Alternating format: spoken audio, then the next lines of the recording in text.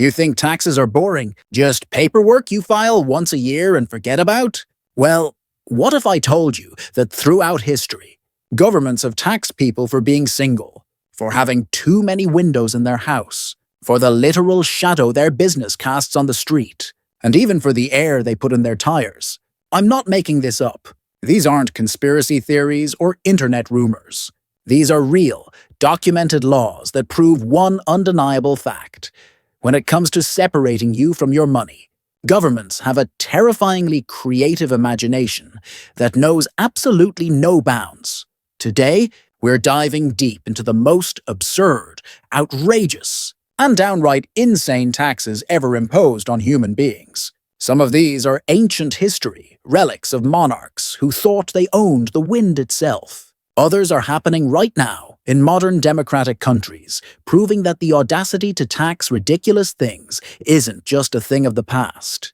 By the end of this video, you're going to question everything you thought you knew about taxation, and you might just start looking at your own tax bill with a whole new level of suspicion.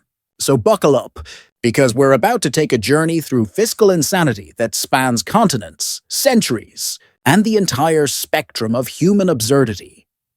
Let's start with something that might hit close to home, especially if you're a New Yorker who loves bagels. In New York City, there's a tax on sliced bagels. Yes, you heard that right. If you walk into a bagel shop and buy a whole bagel, you're purchasing what the government classifies as a simple, untaxed baked good.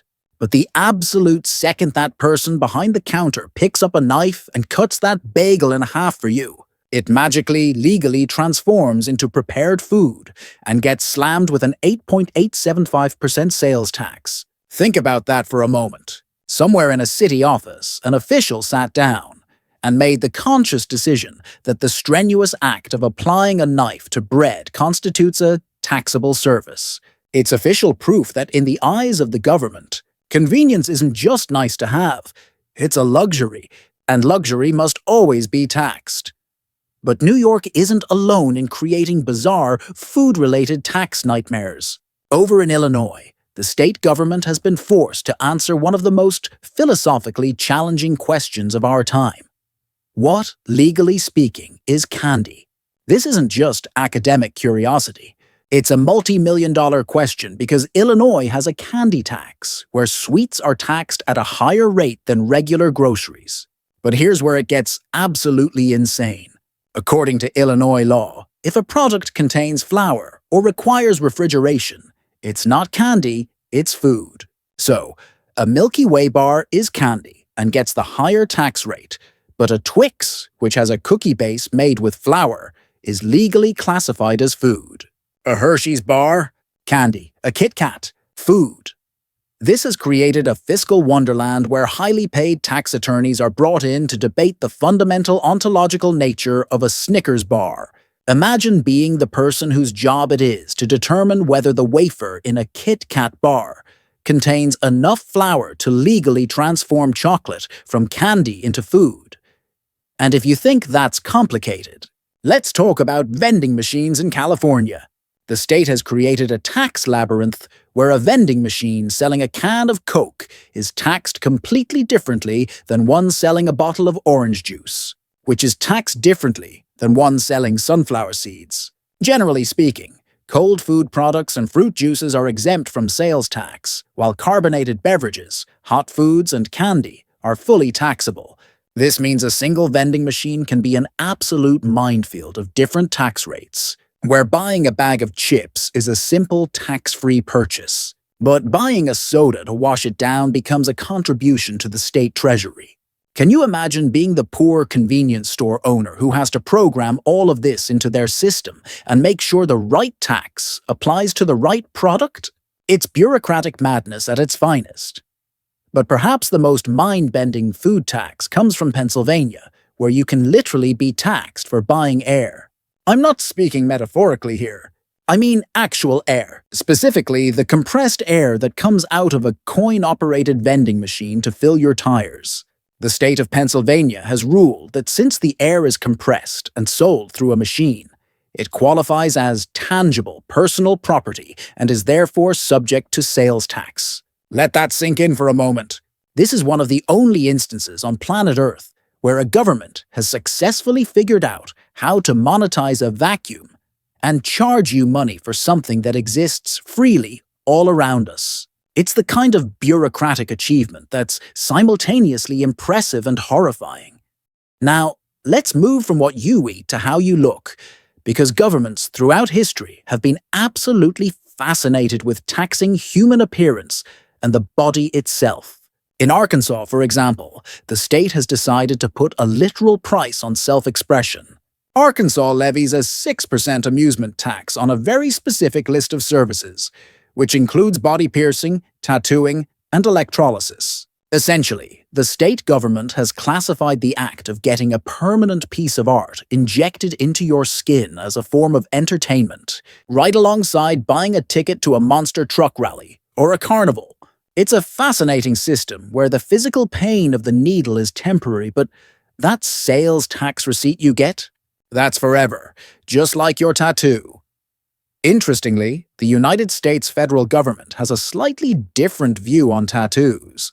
Under very specific circumstances, a tattoo can actually be a tax-deductible medical expense. But before you get excited and start planning to write off that full sleeve you've been wanting, there's a massive catch. The IRS only allows you to deduct it if the tattoo serves a specific medical purpose, like alerting emergency medical personnel to a serious health condition you have, or for a cosmetic reconstruction after a traumatic injury or surgery. That tribal armband you got in college, that portrait of your favorite musician, those stay firmly in the personal expense column, and the IRS has made it very clear that there's a bright line between medical necessity and what they consider a questionable life choice. But if you think taxing tattoos is weird, let's talk about Japan's approach to body regulation. Since 2008, Japan has had what's known as the Metabo Law, and it's turned waistlines into a corporate financial liabilities. The law requires companies and local governments to measure the waistlines of all employees between the ages of 40 and 74 every single year. The government-mandated limits are strict: 33.5 inches for men and 35.4 inches for women. If a company fails to meet specific targets for reducing the number of overweight employees, it faces serious financial penalties in the form of significantly higher payments into the national healthcare system. This is the ultimate corporate wellness program taken to a dystopian extreme, where your lunch break becomes a matter of fiscal policy and your boss starts eyeing your dessert with genuine financial concern. Imagine the awkwardness of that annual measuring session, knowing that your waistline could literally cost your company money. Going back in history, we find that governments have been obsessed with appearance for centuries. In 1794, the British government decided that the pinnacle of high fashion at the time, the powdered wig, was a perfect target for taxation. The wig powder tax was an annual duty levied on anyone who used the fine scented powders made of flour or starch to treat their elaborate hairpieces. This was a status symbol of the wealthy and aspiring classes, so the government saw it as an obvious revenue source. But the public reaction was immediate and absolutely decisive. People simply stopped wearing wigs. Almost overnight, the tax single-handedly killed a fashion trend that had dominated for over a century, leading men across Britain to adopt shorter, more natural hairstyles instead. It was a fiscal policy so effective at changing behavior that it literally changed the entire silhouette of what a British gentleman looked like. And speaking of fashion, let's not forget the hat tax of 1784, also in Britain. This was a beautifully tiered system where the more expensive your hat, the higher the tax you had to pay, with proof of payment shown by an official stamp placed inside the lining.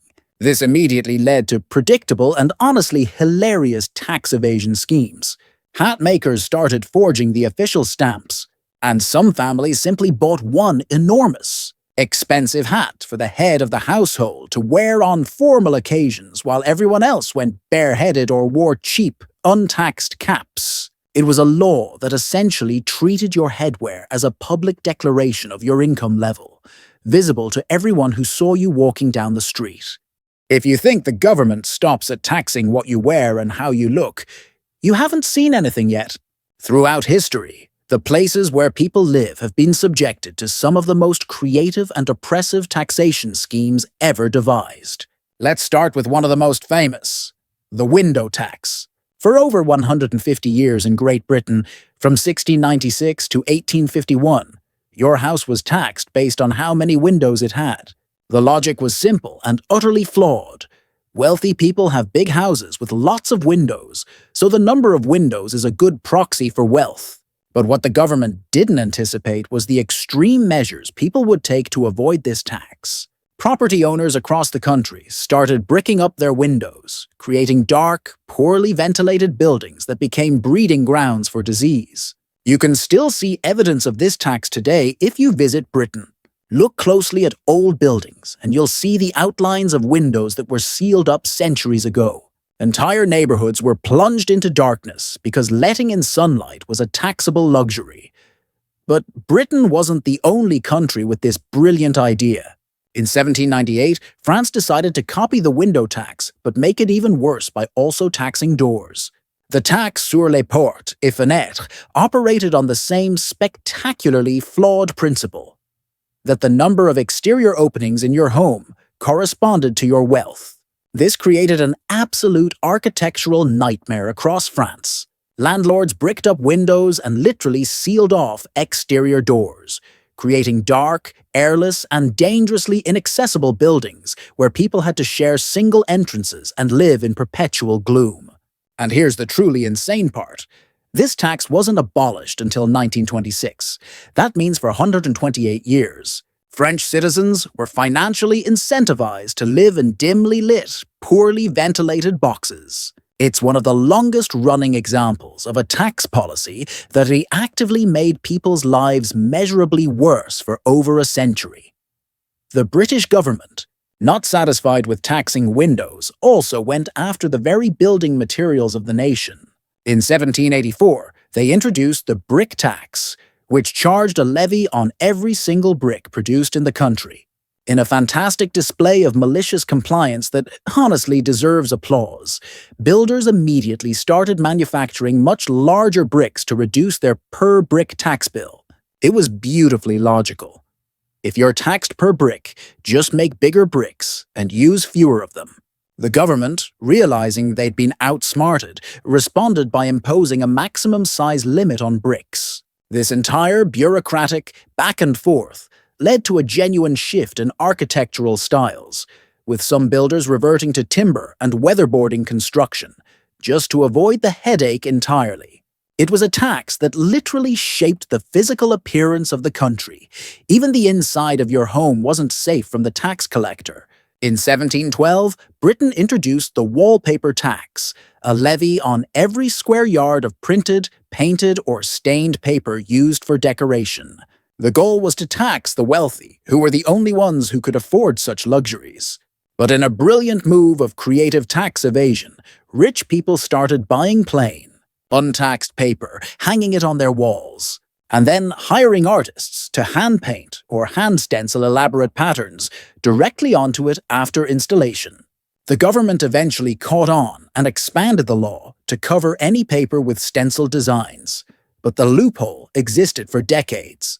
This was a century-long battle fought not on a battlefield, but on the living room walls of Britain, and it lasted for 124 years until it was finally repealed in 1836.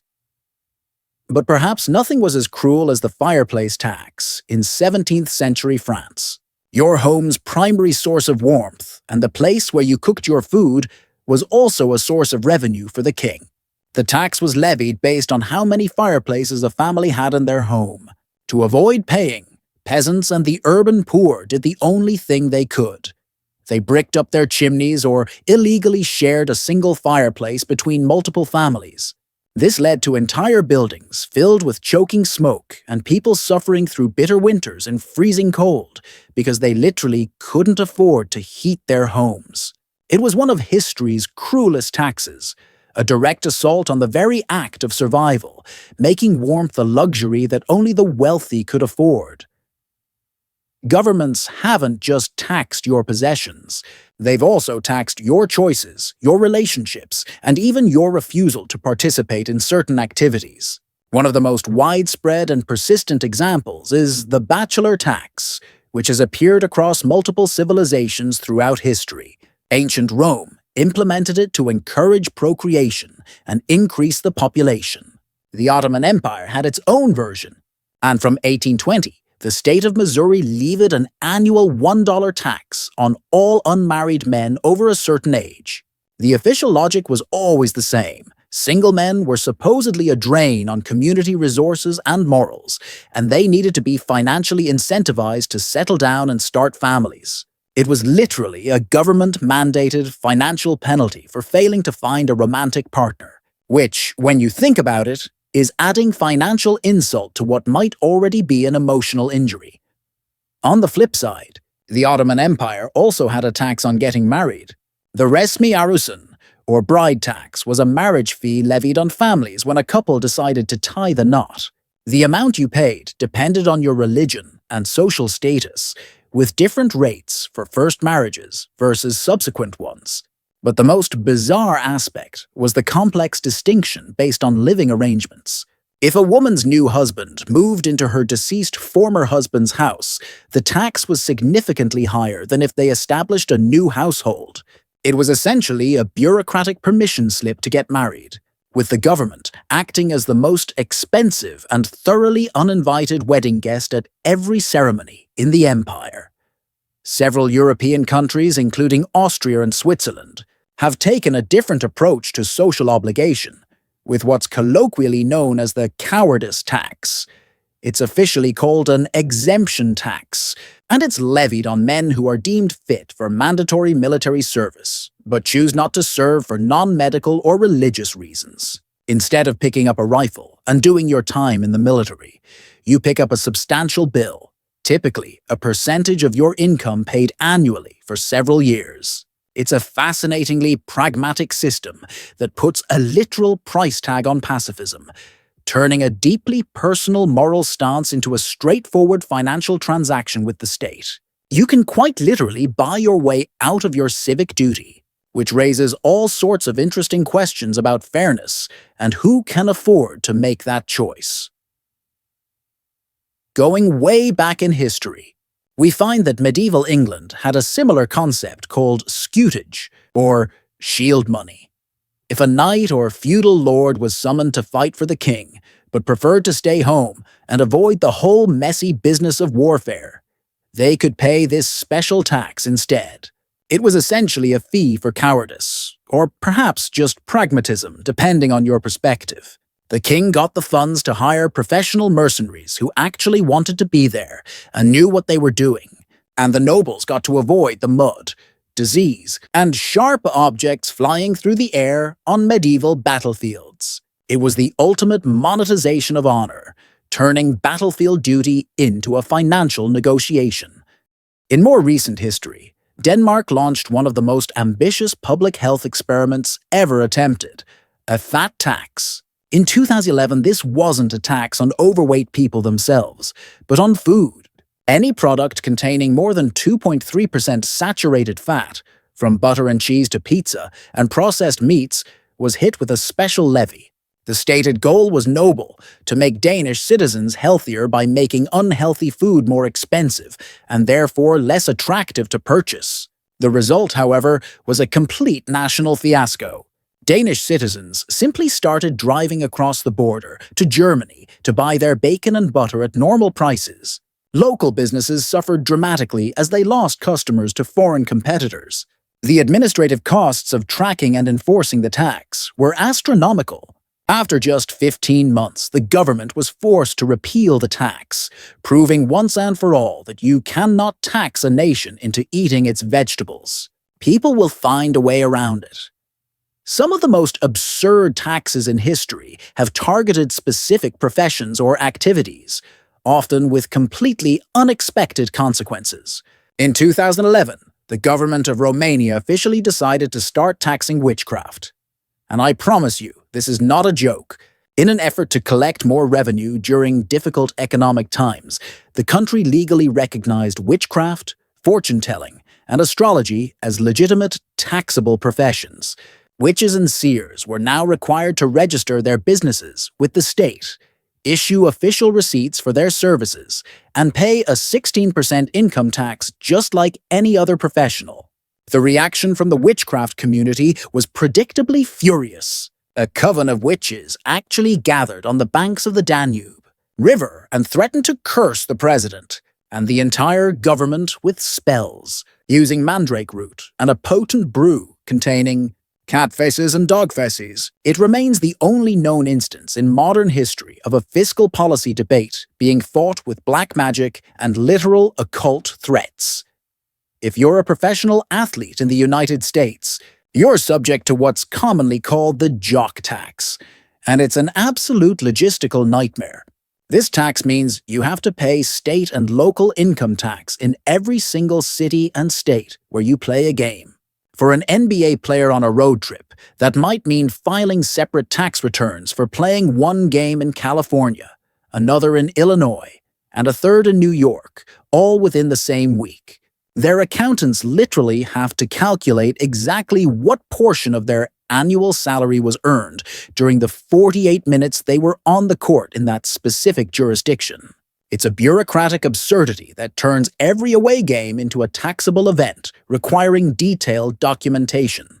Imagine having to file tax returns in 20 or 30 different jurisdictions every year just because your job requires you to travel. In 1777, Great Britain decided that having servants was a clear indicator of wealth, and therefore should be taxed. They introduced the male servants tax, which required households to pay an annual fee for every manservant they employed. The more servants you had, the higher your total tax bill. It was a direct wealth tax targeting the rich and their butlers, footmen, valets, and other male household staff. Wealthy families immediately tried to circumvent it by hiring more female maids instead, since they weren't covered under the tax. Others simply lied about the number of male staff they actually employed. It was a law that turned your household help into a very public declaration of your wealth. And it created a bizarre labor market distortion where female domestic workers suddenly became much more valuable than their male counterparts. Staying in more modern times, in several states in India, you might contribute to a cow's comfortable retirement without even knowing it. These states levy what's called a cow welfare cess, a special fee added to the purchase of various goods ranging from new vehicles and luxury items to, in some cases, alcohol and cigarettes. The revenue generated is specifically earmarked for the construction and maintenance of gaushalas, which are shelters for stray, elderly, and injured cows. Since cows are considered sacred in Hinduism, this creates a fascinating fiscal policy where your weekend indulgence or major purchase directly contributes to the care and feeding of holy animals. It's actually one of the more benevolent, absurd taxes. Even if the connection between buying a car and funding a cow sanctuary seems tenuous at best, even your attempts to have fun and relax haven't escaped the government's creative taxation schemes. In several U.S. states, there are what are commonly called dance taxes, which are levied on businesses where customers are allowed to dance. In some jurisdictions, a bar that serves alcohol and has a dance floor needs a special and expensive dance hall permit to operate legally. The stated logic is usually tied to security, crowd control, and the additional municipal services required when people gather to dance. But the effect is undeniable. It literally puts a price on the freedom to move to music. It's the closest thing we have in real life to the oppressive town from the movie Footloose, where dancing was forbidden. Except in this case, it's not forbidden, it's just taxed. Which is somehow even more cynical. West Virginia has created a truly bizarre distinction in its taxation of fireworks. The state has apparently decided that not all fireworks are created equal, at least not in the eyes of the tax collector. While small novelty fireworks like snakes, snappers, and poppers are exempt from special taxation, the state levies a special 12% safety fee on anything deemed slightly more exciting, specifically sparklers and fountains. They've somehow managed to pinpoint the exact level of celebratory fun that they believe deserves an extra tax. It's a system that's effectively charging you more for a slightly better burst of light and sparkle in your backyard on the 4th of July. The state of Alabama charges a tax on playing cards, but only on decks containing 54 cards or fewer. It's one of the most bizarrely specific laws you'll find anywhere. The tax itself is tiny, just 10 cents per deck, and sellers have to pay a $1 license fee to the state for the privilege of selling them. The law is a historical relic designed less to raise significant revenue and more to officially discourage and regulate gambling. It's a strange, lingering piece of legislative history where the state government decided to take a small cut from every single poker night, bridge game, and a round of Go Fish played within its borders. Going back much further in history, we discover that in 1712, Great Britain introduced the playing card tax, and they enforced it in a way that would make modern anti-counterfeiting measures look simplistic. To prove that the tax had been paid on a deck of cards, the ace of spades was stamped with an official, intricate government insignia. The printing of this specific card was actually controlled by the tax office itself, not by the card manufacturers. And here's where it gets really serious. Forgery of the ace of spades was classified as a capital offense. You could literally be executed for pirating a playing card. This turned the ace of spades into the most important card in any deck, not because of its value in games, but because it was proof of legal compliance. This tax lasted for over 200 years and is the reason the ace of spades still looks more ornate and distinctive than other cards in most decks today. Now we've covered dozens of these absurd taxes, and I want to pause here for just a moment because we need to talk about what might be the single most audacious tax ever conceived. After reviewing all of these examples from across centuries and continents, I think the award for the most mind-bendingly absurd tax has to go to Italy's shadow tax, the tassa sull'ombra. This tax is levied on shops and cafes in certain Italian cities, most famously Venice, when their awnings or signs cast a shadow onto public land. Let me repeat that. You are taxed because your business's shadow occupies public space. The government's logic is both brilliant and completely insane. Your shadow, this ephemeral absence of light, is technically occupying public property, and therefore you must pay rent for it. But here's the absolute kicker that elevates this from merely absurd to transcendently ridiculous. The tax is calculated and charged year-round.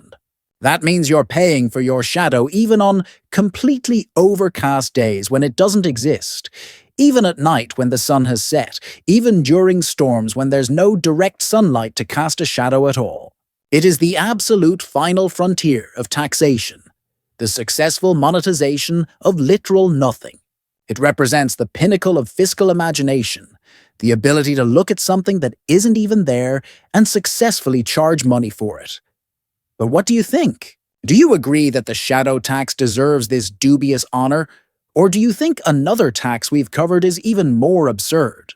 Drop a comment below and let me know which of these taxes you find the most outrageous. And if you're still watching at this point, go ahead and hit that like button, because we've still got more fiscal insanity to cover before we're done.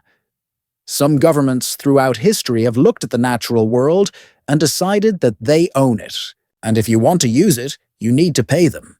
One of the most audacious examples comes from the Netherlands, where for centuries there was a tax called windgeld, or wind money.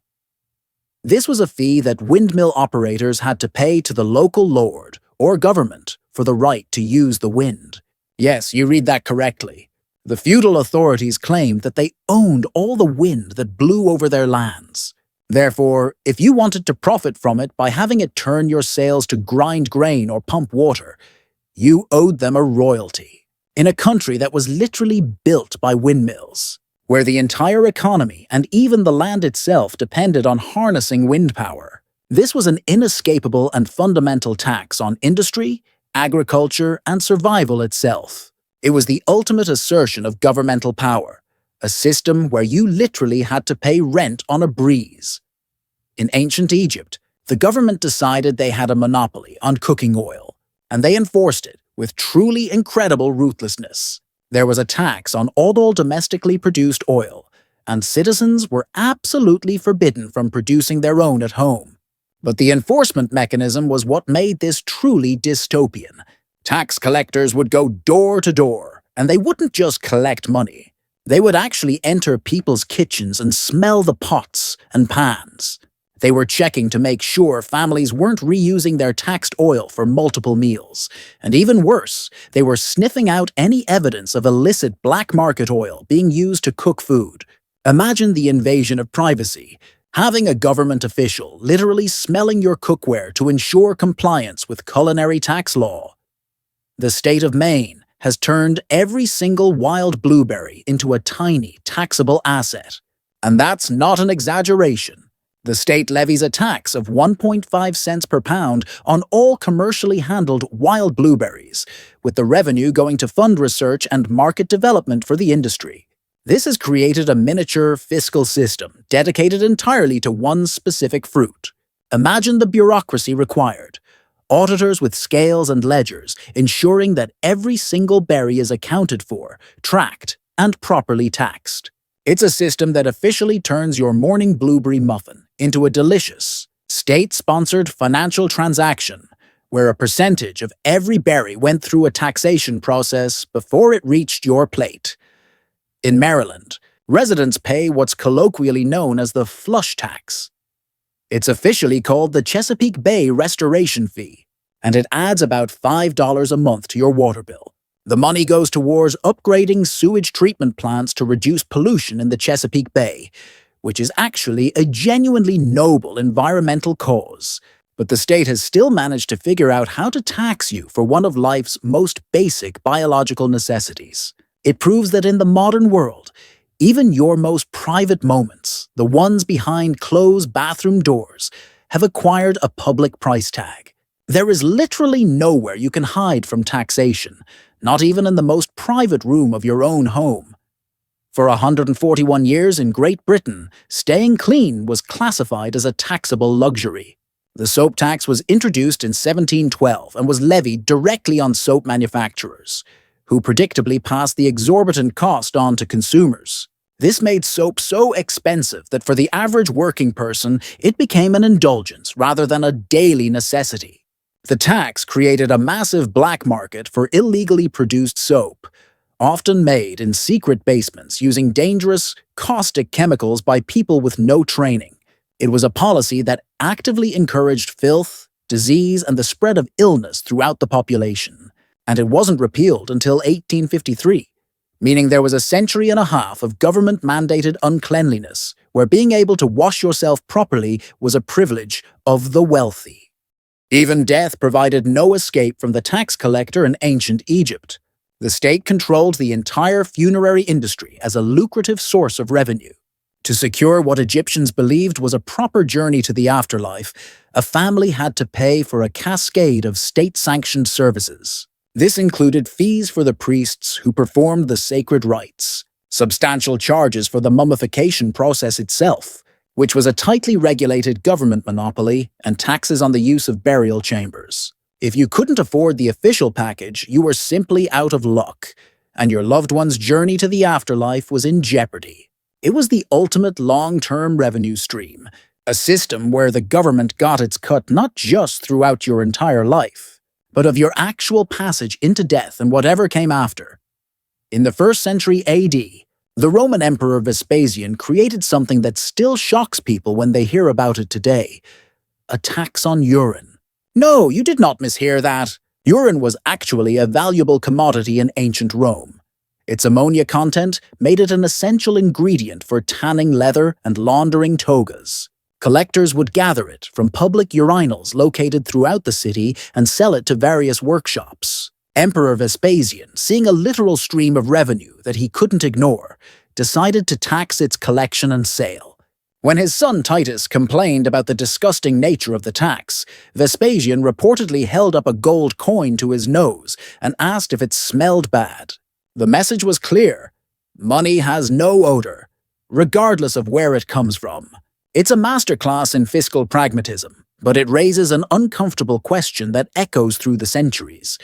Is there anything, no matter how disgusting or absurd, that a government won't tax if it can find a way to get away with it.